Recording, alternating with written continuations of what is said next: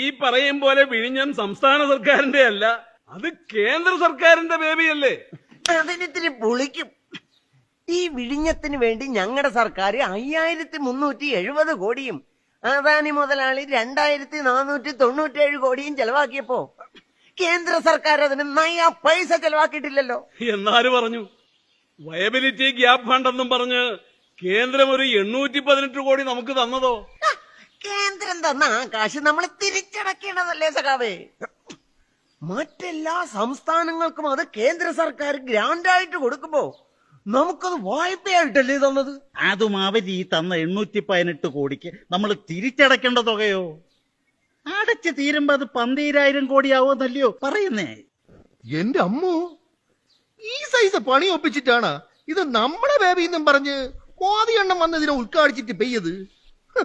ഉളുപ്പൊന്നൊരു സാധനം മോദി എണ്ണനും ഇല്ലേ പി?